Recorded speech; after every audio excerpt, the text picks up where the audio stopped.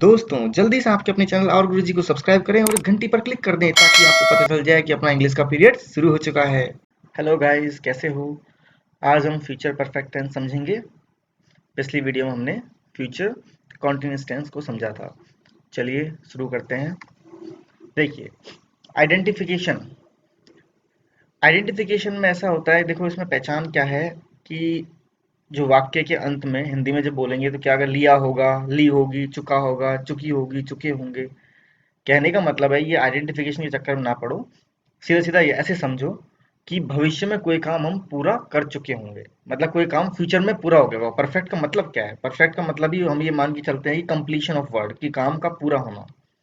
तो और यहाँ काम पूरा कब हो रहा है? भविष्य में। प्रेजेंट परफेक्ट में काम थोड़ी देर पहले पूरा हुआ था। पास्ट परफेक्ट में भूतकाल में पूरा हुआ होता है, और फ्यूचर परफेक्ट में भविष्य में काम पूरा होना होता है। तो जैसे उदाहरण के तौर पे देखिए, कुणाल 8 बजे तक कॉलेज जा चुका होगा। यानी भविष्य में किसी 8 बजे के टाइम की बात कर रहे हैं। वो कल परसों किसी भी दिन हो सकता है।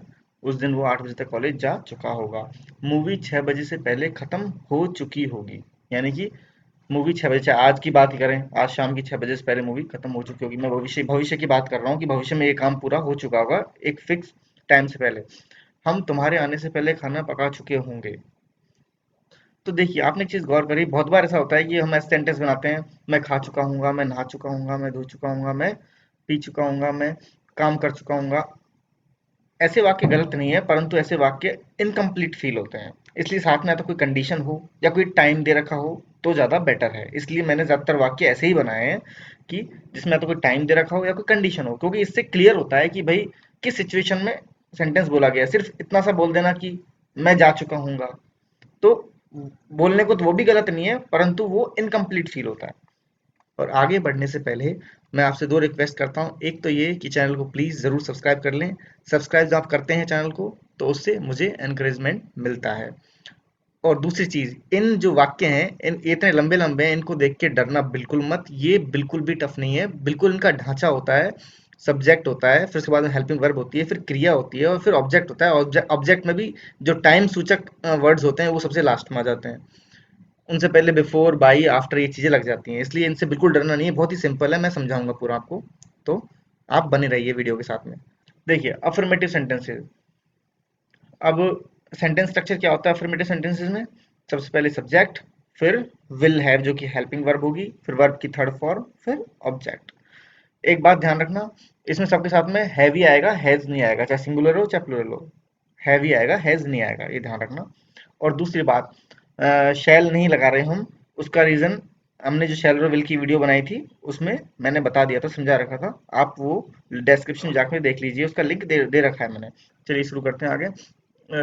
हिमांक ने अपना होमवर्क शाम होने से पहले पूरा कर लिया होगा। भविष्य की बात कर रहे हैं कि भविष्य में उसने अपना काम शाम होने से पहले पूरा कर लिया होगा। तो हिमांक सब्जेक्ट हो गया, सब्जेक्ट के बाद में will have. Himank will have, फिर वर्ब की थर्ड फॉर्म कंप्लीट करना, कंप्लीटेड हिज होमवर्क। उसने खुद का काम पूरा कर लिया होगा। कब तक? बिफोर इवनिंग, शाम होने से पहले, बिफोर इवनिंग।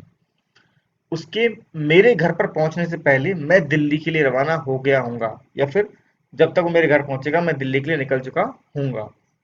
तो आई विल हैव लेफ्ट। अब देखिए, ये जो वाक्य होते हैं इस तरह के कि उसके एक काम करने से पहले ये काम हो चुका होगा। मतलब आपको याद हो तो मैंने एक वीडियो बनाई थी पास्ट परफेक्ट वाली, उसमें भी ऐसे डबल क्लॉज वाले सेंटेंसेस थे।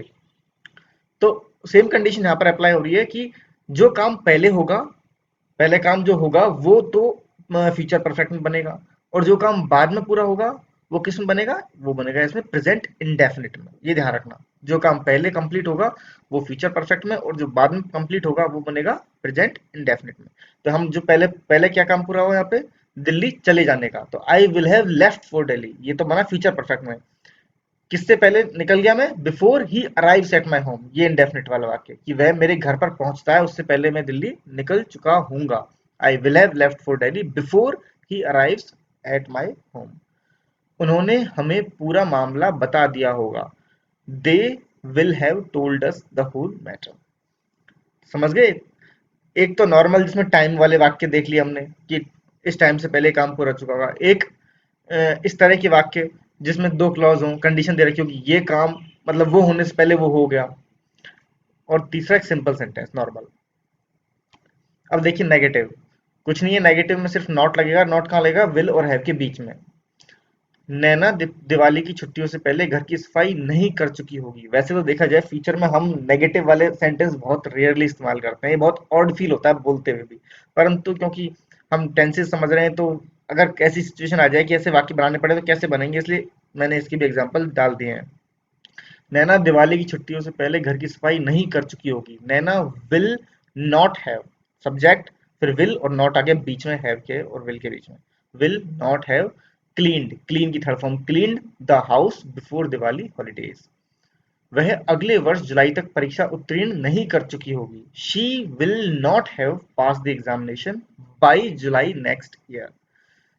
जब हम बोलते हैं ना तब तक नहीं कर चुकी बाई, तो बाई लगाते हैं उसके लिए, उस मतलब समय सूचक के तौर पे कि उस समय तक नहीं कर चुका होगा, उस समय तक कर चुका होगा या नहीं कर चुका होगा किसी भी कंडीशन में। तो by Monday, by Tuesday, by July, इस तरह से। और पहले के लिए बिफोर, और बाद के लिए आफ्टर। प्रिया ने अगली गर्मियों की छुट्टियों से पहले शादी नहीं की होगी।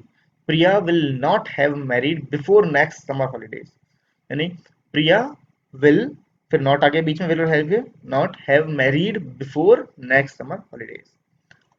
अब देखते हैं इंटेरोगेटिव, कौन से वाले? जो हेल्पिंग वर्ब से स्टार्ट होते हैं, जो हिंदी में बोलने पर सबसे पहले उनमें क्या आता है। हाँ, तो सेंटेंस स्ट्रक्चर देखते हैं इसका। सबसे पहले तो हेल्पिंग वर्ब आ जाएगा, विल, फिर सब्जेक्ट आएगा, फिर नॉट, अगर नॉट नेगेटिव लग रहा है तो, अदरवाइज नॉट, अगर नेगेटिव सेंटेंस नहीं है तो फिर डायरेक्ट हैव, यानी विल सब्जेक्ट, अगर नॉट है तो नॉट, अदरवाइज नॉट नहीं है तो डायरेक्ट हैव, फिर वर्ब की थर्ड फॉर्म और फिर ऑब्जेक्ट। क्या मंत्री के आने से पहले उन्होंने पेड़ लगा लिए होंगे? यहाँ पे थोड़ी सी मिस्टेक है, ध्यान देना। उन्होंने की जगह यहाँ पर दे आ जाएगा, या फिर इसको उन्होंने का उसने पढ़ लीजिए, उसने पढ़ लेंगे तो ही चल जाएगा, और उन्होंने की जगह फिर दे आएगा। तो will they have planted trees before minister arrives. अब देखिए दो कंडीशन है इसमें भी, एक काम तो पेड़ लगाने का है, दूसरा मंत्री का आने का है। तो पहले काम तो क्वेश्चन पूछ जा रहा है क्या उन्होंने पहले पेड़ लगा लिए होंगे, पहले पेड़ लगाने की बात पे प्रश्न पूछ जा रहा है, तो ये हम बनाएंगे फ्यूचर में, फ्यूचर परफेक्ट में, और दूसरा इंडेफिनिट में, जो बाद में काम, मंत्री का आने का काम बाद का था, तो वो प्रेजेंट इंडेफिनिट में। तो will they have planted trees before minister arrives. क्या ममता ने बैंक शाखा को शाम 6 बजे तक बंद कर दिया होगा? तो क्या ममता ने, क्या विल, फिर सब्जेक्ट ममता, फिर हैव, विल ममता हैव, और काम क्या है? क्लोज करना बैंक की शाखा को, तो closed third form, closed the bank branch. कब तक? बाई 6 PM, तब तक, 6 बजे तक। By, will Mamata have close the bank branch by 6 PM। क्या मैंने सोमवार सुबह तक दुकान नहीं खोल ली होगी? Will I not have, not कहाँ लगा है? सब्जेक्ट के बाद में, ये ध्यान रखना, सब्जेक्ट के बाद में। Will I not have open the shop by Monday morning, यानी मंडे सुबह तक, बाई मंडे मॉर्निंग। देखते हैं अब आगे इंटरोगेटिव कौन से वाले? डब्ल्यू एच वर्ड वाले। सेंटेंस स्ट्रक्चर क्या होगा? पहले डब्ल्यू एच वर्ड आएगा, फिर विल यानी हेल्पिंग वर्ब आएगा, फिर सब्जेक्ट, फिर अगर नॉट लग रहा तो not, otherwise direct have, plus verb की थर्ड फॉर्म, प्लस ऑब्जेक्ट। तो देखिए लड़ाई शुरू होने से पहले आपने क्या कर लिया होगा? क्या, वॉट, फिर हेल्पिंग वर्ब विल, फिर subject you, what will you have done, do का third form done, before fight start, यानी लड़ाई शुरू होने से पहले आपने क्या कर लिया होगा। हम शाम तक कहाँ पहुंच चुके होंगे? कहाँ, वेयर, वेयर, फिर सब मतलब हेल्पिंग वर्ब विल, फिर subject we, where will we have reached by evening, यानी शाम तक, बाय इवनिंग। ये ध्यान रखना, कभी तक, एक समय तक तो बाई, उससे पहले बिफोर, बाद में तो after. Where will we have reached by evening. तो इस तरह से ये फ्यूचर परफेक्ट टेंस था। मैंने आपको इसमें एफर्मेटिव, नेगेटिव, इंटेरोगेटिव दोनों तरह से, चाहे वो हेल्पिंग वर्ड वाले हों चाहे डब्ल्यू एच वर्ड वाले हों, ये आपको समझा दिए हैं। कुछ भी इसमें मुश्किल वाली चीज़ नहीं है। आप विल का इस्तेमाल करें बेहिचक होके, कोई प्रॉब्लम नहीं है, और बहुत ही सिंपल वाक्य हैं। बस ये ध्यान रखना होगा कि क्योंकि फ्यूचर परफेक्ट भविष्य में कोई काम पूरा होगा, भविष्य में होगा पूरा। अ, तो अक्सर ऐसे वाक्य जो बनते हैं वो किसी कंडीशन, किसी टाइम, या फिर किसी क्लॉज, मतलब एक और क्लॉज के साथ में बनते हैं। सिंपल डायरेक्ट ऐसे बनाओ मैं कर चुका हूँ, मैं खा चुका हूँ, तो वो अपूर्ण फील होता है, इनकम्प्लीट फील होता है। तो उस तरह के वाक्य अवॉइड करें तो ही बेटर होगा। तो मैं अगली वीडियो में फिर मिलूंगा आपको। अगर आपको ये वीडियो पसंद आई हो तो वीडियो को लाइक, शेयर और चैनल को जरूर सब्सक्राइब करें। प्लीज सर सब्सक्राइब करें, आप सब्सक्राइब करोगे तभी मुझे एनकरेजमेंट मिलता है आगे वीडियो बनाने का, और हम जल्दी दोबारा नई वीडियो के साथ मिलेंगे। सी यू सून।